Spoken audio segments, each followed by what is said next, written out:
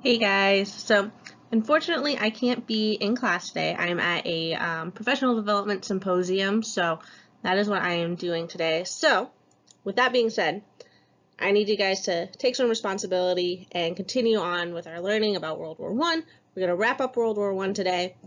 We're going to do a couple activities on Google Classroom to kind of finish up World War I, and then we're going to move on to our interwar period here, okay? So that's what we're going to be working on today. Now, we're going to watch through this PowerPoint, okay?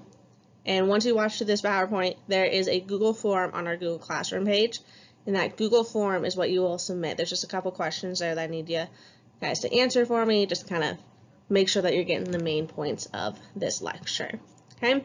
Be good for Mr. Smith. If I hear anything negative about anything that happened today, I will not be happy. Detentions will be served, just FYI, all right? But I trust you guys. You guys are good kids, so hopefully nothing will be happening in that regard. All right, so with that being said, let's talk about some lasting effects of World War I.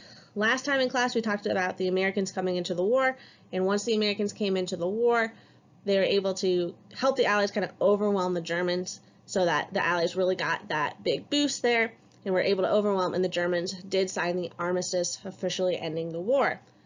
After the armistice was signed, we had that Paris Peace Conference, which resulted in the Treaty of Versailles, which really didn't do a whole lot for lasting peace. Really, the Treaty of Versailles was trying to punish Germany. If you remember, Germany had to give up their colonies and different territories. They had to give up some land to France. They gave up a lot of land to Poland and to other places as well. And they had to pay those reparations. The reparations was a big deal. Those reparations are eventually going to bankrupt Germany, and that's going to lead to a lot of things that we're going to talk about during this interwar period, including the rise of Nazism and the rise of Hitler. Okay, so two other big results here of World War I here is the creation of the League of Nations and the mandate system. We're going to talk about those as we go through the PowerPoint. All right. So another big thing about World War I is that it is one of our first total wars. And this is the idea that every part of society is going to be mobilized to help the war. So even if you're not an actual soldier fighting in the war, you're expected to help the war effort by either working in the factories, by rationing. There's a whole lot of ways. Women were expected to be nurses, to work into the factories as well. Okay, we're going to have this total war idea. And also, people are going to see the effects of war firsthand. A lot of the fighting happens in occupied areas, in towns and cities that were completely destroyed by armies. So there is that aspect here too, that everyday people are experiencing the war. And we already talked about that conscription idea, where we're going to have kind of your everyday soldiers, your everyday people becoming soldiers and fighting in this war because they're conscripted into the army. So that is a big deal as well, that this is going to be a total war, that all members of society are going to feel the effects of this war and actually experience the war in some regard firsthand. Okay. So one of the big results, though, of this idea that this is a total war is after the war, into the 1920s, we see widespread women's suffrage movements and widespread granting of women the right to vote in most of Europe and the United States. So in the United States, women get the right to vote in 1920. So big idea here is that women are going out, they're working in those factories there, and they're a huge part of this war effort. And there's this big movement in that women are kind of seen figures now, not just inside the home, but in everyday life. So women are going to kind of naturally get the right to suffrage here after World War I. We also have a lot of advancement in literature.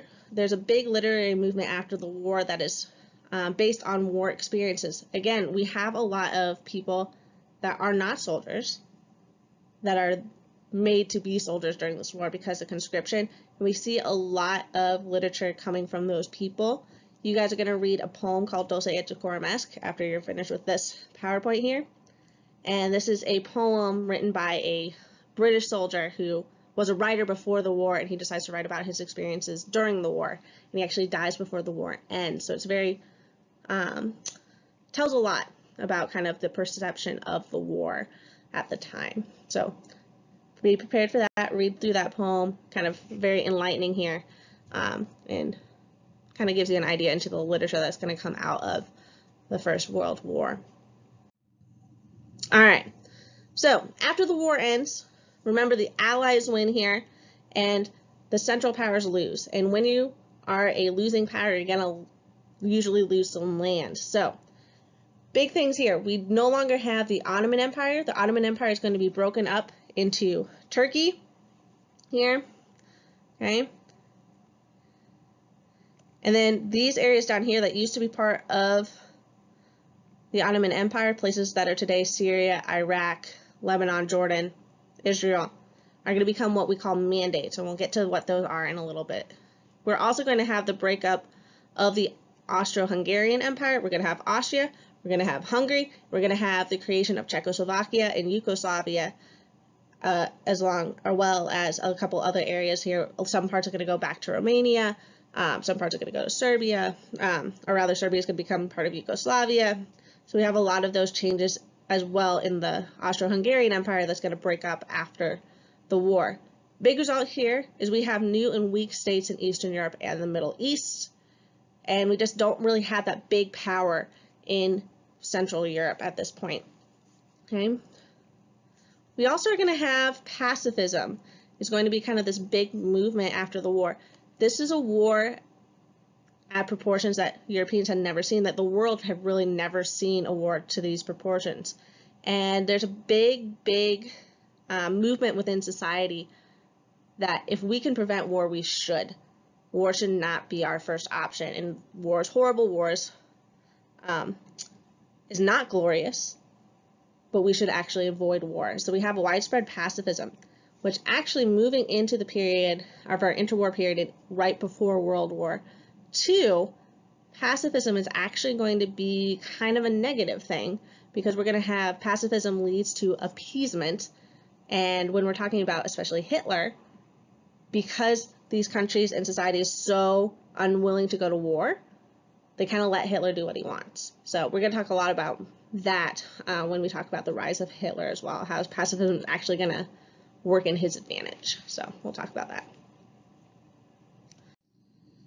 All right, the League of Nations. So if you remember back at that Paris Peace Conference, we have Woodrow Wilson, who is the President of the United States, and he proposes this idea of the 14 points. Now, the 14 points is kind of this list of things, 14 things, that are supposed to promote peace and lasting peace so that we don't have a war like World War I, the Great War at the time. And one of those things is the League of Nations, this creation of the League of Nations. And this is the one point of those 14 points that Europe decides to adopt. So we have this League of Nations here, which is kind of a precursor to today's UN, the United Nations there. They are different, but kind of the same idea that we're going to have come together, countries are going to come together with representatives, and it's really meant to keep peace and prevent future wars. So trying to solve kind of border disputes, other things through negotiation rather than going to war. Okay? If you take a look here at this little political cartoon, you can see here this is the dog of war, okay? And it's being muzzled here by the League of Nations. So that's kind of the idea here, is this League of Nations is supposed to prevent future wars, or at least that's the idea. However, there's some issues with those League of Nations. Biggest one is that the United States does not join. After World War I, most of Europe, and especially those industrialized areas of Europe, especially Germany, England, France, are very much damaged and very, very weak after the war. And so they really don't have the ability to actually enforce any of the decisions made by the League of Nations. Really the only power that would be able to do that is the United States. None of the fighting of World War I actually happens on United States soil. So we are really kind of doing well. We don't have to rebuild. We didn't spend a whole lot of money. We were really in the war only for about a year. So the United States is doing very well after the war, especially compared to Europe. But the United States decides not to join this League of Nations, even though it was the United States president that created it. And mostly that is because the United States really adopts this idea of isolationism after World War I, and that we just don't want to deal with European problems. We're afraid that if we join this League of Nations, we're just going to be wrapped into all of these kind of minor European things there. So there's a lot of hesitance to actually join this League of Nations on the part of the United States. Now, because of this, though, the United Nations does not have a force that is willing and able to actually enforce its decisions. So any decisions that are made by the League of Nations, if a country decides not to follow it, there's really no repercussion. So really, the League of Nations just doesn't have any power and thus becomes very weak. Also, one of the first decisions made by the League of Nations is this idea of self-determination. Okay? Excuse me. In and of itself, self-determination is a good idea. It's this idea that governments should, or rather people should be able to govern themselves. So especially when we're talking about areas like Austria-Hungary, in that empire that had control of a vast amount of different peoples, different ethnicities, different nationalities, that didn't necessarily all want to be one state. It's this idea that each nationality, each different group of people should have their own government, should have their own nation and their own sovereignty. Okay. However, the self-determination doesn't really consider the fact that those borders, those kind of ideas are not set in stone. So self-determination really not successful because there are too many minority and ethnic groups within Europe, and especially that area, and we're going to take a look at here at a little bit of some maps here, especially that area that was Austria-Hungary.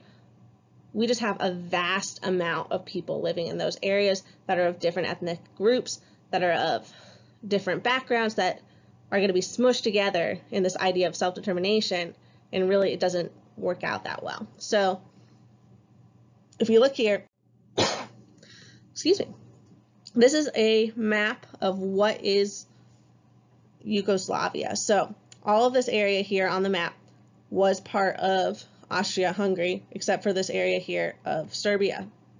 Because remember, Serbia was independent at the time. This over here is Bosnia, and remember, Serbia wanted Bosnia to be part of Serbia. Okay? And if you look at these different colors here, this kind of purplish color that's over here in Serbia, those are Serb people, of Serb nationality, Serb ethnicity there. Okay? Very much the same people. And if you do look over here in Bosnia, there are a lot of Serbian people that live in Bosnia.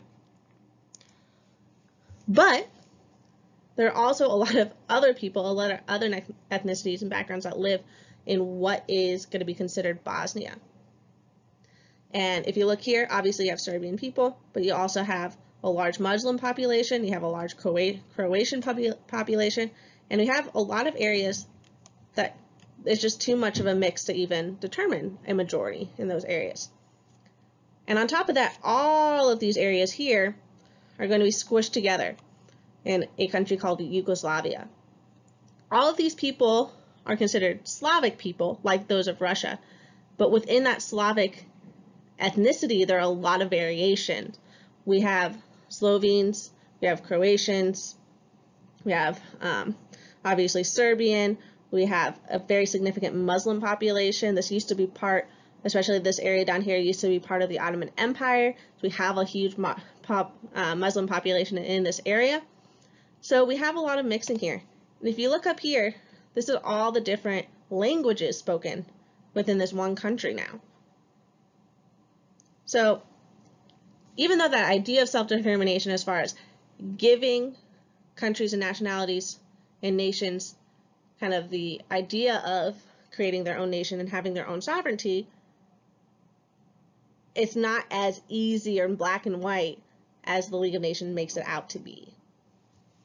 So this area here, especially Yugoslavia, the Balkans, is going to have a lot of issues that we're going to talk about pretty much till the end of the year here. We're going to keep going back to the Balkans and some issues that arise. And again here, if you look at even religion, this area over here, kind of in Western Yugoslavia, is majority Catholic. We have a majority Muslim population in lots of Bosnia and this area over here in Kosovo, which is at the time part of Serbia. Okay, and we also have most of this area being majority Orthodox, Eastern Orthodox there. Okay. All right, so what about the Ottoman Empire? Everybody always forgets that the Ottoman Empire was on the losing side there. They were part of that Central Powers. And when the Ottoman Empire joins the Central Powers, Egypt, who at the time was controlled by the Ottomans,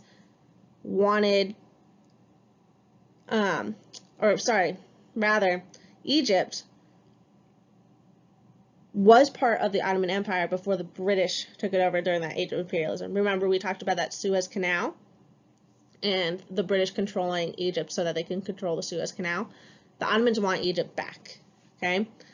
And that's really why they're going to join in with the Central Powers, is because they want Egypt. And if they can fight the British with the Germans' help, they feel like that could gain Egypt back for them if they were to win. So, however, the Ottoman Empire, like Austria-Hungary, there's a lot of different minority groups, a lot of different ethnicities, a lot of different languages within the Ottoman Empire. And so the British are actually going to get these Arab minorities within the Ottoman Empire to rise up against the Ottomans within and help the British kind of control the Middle East here. Really, when we're talking about the fighting that goes on in the Middle East, we're talking about kind of these minority Arab groups helping out, being helped by the British to fight the Ottoman forces. So, as a result, the Ottoman Empire is going to lose much of their territory after World War I, and we're not going to have the Ottoman Empire at all anymore. It's going to cease to exist. There is no Ottoman Empire. Instead, we're going to have Turkey. We're going to have something called the Mandates. Okay? So, instead of, and of course those Arab minorities, when they did help out the British, there's kind of this expectation that after the war, they would gain their independence from the Ottomans. And the British and the French kind of do this, but not really. Instead, they're going to come up with the mandate system.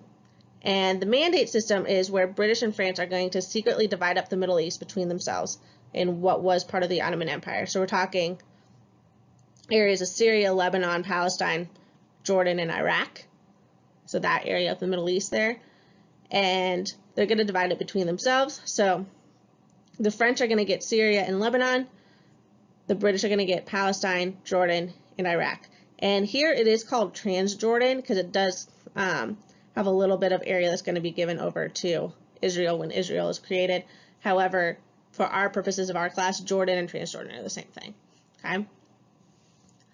And these areas are going to be called mandates because they're not actually colonies, but this idea that we have these new kind of baby countries that the British and the French feel can't actually govern for themselves.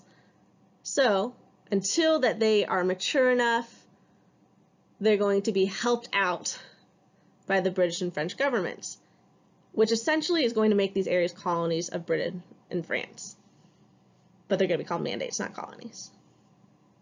Okay. Of course, those Arab minorities that agreed to help the British fight the Ottomans, they're expecting their independence after the war. They very much feel betrayed by this. They think that this is not a good call. They think that this is not what they agreed to. So we have a lot of kind of animosity and tension in the Middle East here. And also, when the British and the French were dividing up these areas, they did not take into account kind of traditional borders, traditional kind of ethnic groups within these borders here. And so we have all these people kind of smushed together that just traditionally have not been asked to live together. So, all right. So there you go. Remember those mandates. All right. So those are kind of the big results of World War I, the creation of the League of Nations, the demise of those empires, especially Austria-Hungary and the Ottoman Empire, and the creation of those mandates there. But we also have another huge big thing that happened during World War I that we're going to talk about now, called the Russian Revolution. And if you remember, Russia backs out of the war. They leave the war in 1917 because of this revolution where we have a communist government, the Bolsheviks, come in and take over Russia, and because of that, they're going to leave the war there, and the Allies lose that ally. But very fortunately for the Allies, the United States comes into the war at the same time. Okay, so now that I guess, sorry about the kind of end of that last slide there. I had to take care of, my dog was sniffing around something she shouldn't have been. Anyway, so I had to go take care of that. With that being said, so let's talk about this Russian Revolution. And if we remember, in Russia, kind of right before World War I and leading into World War I, there's a lot of things going wrong in Russia. Okay, and there's a lot of things that are going to be growing tensions that are then going to lead to this Bolshevik uprising that is going to then lead to the creation of the Soviet Union and ending that Russian Empire. And the first thing that we're going to talk about here is actually the leader there, Tsar Nicholas II. He is an absolute monarch. He is the Tsar and creates and is definitely operates as an absolute monarch. And in Russia, very traditionally, the czars are not only in charge of the government, but they're also in charge of the military, and very much active in the military. They're actually out there like making decisions with military actions. With that being said, we have a lot of military losses that are going to be then attributed to Tsar Nicholas. And kind of as the Tsar continues on with his power there and leading into World War I and the major losses that we see by the Russians in World War I, all of those things are going to be blamed on the Tsar. People are very much going to lose their confidence in the Tsar and kind of consider him very incompetent, is a word that you'll see probably on our tests. And they believe that he is incompetent, doesn't know what he's doing, and very much doesn't know how to do his job. It also makes the liberals we do have a kind of liberal attitude throughout much of Europe, and a lot of those ideas are brought over to Russia. Russia is one of those last areas of Europe to really not have any sort of representative government yet. So even though like the British have a king, they again have that parliament, and much of Europe at this time was starting to get those different changes there as far as a more representative government in some sort of form, but not in Russia. We also have this idea of Russification, where Russia is a very, very big country, and within Russia we have a lot of different ethnicities, we have a lot of different backgrounds of people, and there's this idea that Russians should create one Russian identity, and if you don't fit within that Russian identity, you somehow have to either adapt to that Russian identity or just leave. So we kind of have this idea of Russification going on throughout Russia, and very much supported by kind of the royal family of trying to create this Russian identity that's going to then anger minorities and minority groups there that feel that they shouldn't have to change in the kind of the idea of the Russian nation. We also do have industrialization within Russia. However, most of Russia is still agricultural and agriculturally based. So we have a very, very large peasant population that still works on farms and does not own the land. They're landless peasants within Russia. We still have a large population of those people within Russia. But we also have a very large and growing number of very poor people living in the cities as well that are working in the industrialized cities, places like St. Petersburg especially, that are getting what they feel poor and poor and poor. We also have that Russo-Japanese War, if you guys remember. Japan goes to war with Russia over Manchuria in northern China, trying to gain that colony there. And this is a huge loss for Russia. They are pretty much the only European power that's going to lose to an Asian power during that time of imperialism.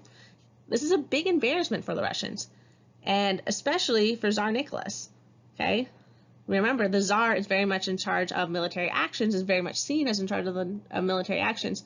So this loss in the Russo-Japanese War is going to further lead people to distrust the Tsar. Okay. So again, 1905 is kind of when we start seeing the signs here of what's eventually going to happen in 1917 in that Russian Revolution. We have that loss of the Russo-Japanese War is going to really cause a lot of problems within Russia domestically here. And we actually see a lot of peaceful protests calling for a written constitution like we see in a lot of Western parts of Europe, where people are going to be guaranteed rights, take away a little bit of the power from the Tsar. However, in 1905, we have a day called Bloody Sunday where the Tsar soldiers are come in to, the city was called Petrograd at the time, and they're going to come in and they kill all of the protesters. And this is going to become called Bloody Sunday. And this is kind of one of those first uprisings. And these actions taken by the Tsar are, again, going to lead to distrust by his people. Okay? We also have this guy, one of my favorite stories. So, how many of you guys have seen, and it's not a Disney movie, I've been told this multiple occasions, it is a WB movie. Sorry, it might as well be a Disney princess movie. How many of you guys have seen Anastasia? And if you remember, if you have seen Anastasia, you have this guy right here, Rasputin. Okay? And Rasputin is a real person. Okay? However, he is portrayed very badly in the movie and not very historically accurately. However, he is real. He's based on a real person. And Rasputin was the Siberian holy man, kind of a mystic, almost like a monk type of idea here, but almost like a magician, kind of like this kind of weird, superstitious stuff going on. And the Tsarina, Nicholas's wife, Alexandra, had a son, Alexei, who is the crown prince to the Russian throne. And Alexei had a very rare condition called hemophilia, which affects your clotting of the blood. So essentially, like, his blood doesn't clot. He doesn't have any platelets. So any minor injury is a huge, huge, huge deal because he's not going to be able to stop the bleeding. Anyways, this obviously very much concerns Alexandria, who was the Tsarina at the time. And she hears about Rasputin and kind of his reputation to be able to, like, cure illnesses. And so she calls him to the palace, and they kind of form this very close relationship where he's treating her son kind of with, like, mystic and kind of magicianal, like, trying to treat him with magic, essentially, to cure his hemophilia. And through this, Rasputin gains a lot of power and a lot of influence. He actually, like, has a lot of decision-making power within the Russian government, which is weird because he's a holy man from Siberia, kind of this weird superstitious guy, and people hate him. The Russian people absolutely hate him because he kind of represents kind of this backcountry kind of mystic idea that for some reason is being followed and listened to by the most powerful people in Russia. And people did not appreciate that at all. And also, he was just kind of a weird guy. There is the story that he almost got killed 3 times by different people kind of within the Russian government that are trying to get rid of him. And he was shot and lived. He was poisoned and lived. He was drowned and lived. So kind of if you think about the Anastasia movie there where he kind of dies multiple times and comes back to life and all that stuff, there's a little bit of historical accuracy there, actually. However, he is very much portrayed as, in the movie, very much portrayed as an enemy of the family, and actually he was very, very, very close to the family, the royal family there. However, the whole point with Rasputin, again, going to lead people to distrust the Tsar. How can you listen to this weird mystic guy, the superstitious guy, and how can we actually trust you to be making decisions for our country? So that's where that goes. Okay? And then finally in World War I, Russia kind of sucks in World War I. They lose a lot of battles, a lot of land, really don't have any momentum against the Germans fighting on the Eastern Front here. And as far as war casualties, the Russians lose over 9 million people, far more than any other country in the war, okay? So big, huge losses in World War I, and this is a war that most people in Russia feel that they should never gotten involved in. What was the point of Russia getting involved? There really wasn't any point in it at all. So we actually see the army revolt against the government, or against the Tsar rather, and they call for the Tsar's abdication, for him to step down. And he no longer has the support of the army, he no longer has support of kind of his advisors in the government, so he does step down, okay? And the Tsar's going to abdicate in what we call the March Revolution, which actually happens in February. Don't know why. Actually, I do know why, but it's big. Russia operated on a different calendar because they operated on the Eastern Orthodox calendar versus most of Europe operated on the Julian calendar, so it's a little bit different in dates. But anyways,